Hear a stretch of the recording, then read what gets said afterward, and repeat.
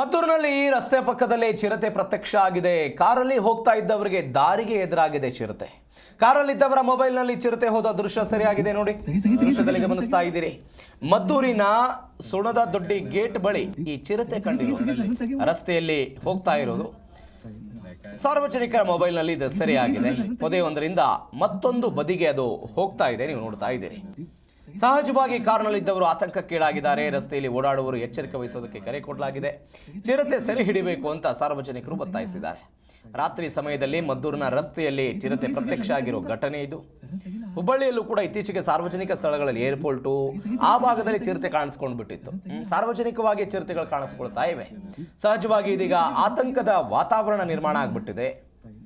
ಇತ್ತೀಚೆಗೆ ಮಲೆ ಮಹದೇಶ್ವರ ಬೆಟ್ಟಕ್ಕೆ ಹೋಗ್ತಾ ಇದ್ದಂತ ವ್ಯಕ್ತಿ ಒಬ್ಬನನ್ನ ಪಾದಯಾತ್ರೆ ಮಾಡ್ತಾ ಇದ್ದಂತ ಪ್ರವೀಣ್ ಎನ್ನುವಂತ ಯುವಕನನ್ನ ಬಲಿ ಪಡೆದಿತ್ತು. ಅದಾದ ನಂತರ ಅದನ್ನ ಸೆರೆ ಹಿಡಿಯುವ ಪ್ರಯತ್ನವನ್ನ ಅರಣ್ಯ ಇಲಾಖೆ ಅಧಿಕಾರಿಗಳು ಮಾಡಿದ್ರು. ಒನ್ಸ್ ಅಗೇನ್ ಇದೀಗ ಮದ್ದೂರಿನ ರಸ್ತೆಯಲ್ಲಿ ಚಿರತೆ ಪ್ರತ್ಯಕ್ಷವಾಗಿ ಕಾಣಿಸಿಕೊಂಡಿರೋದು.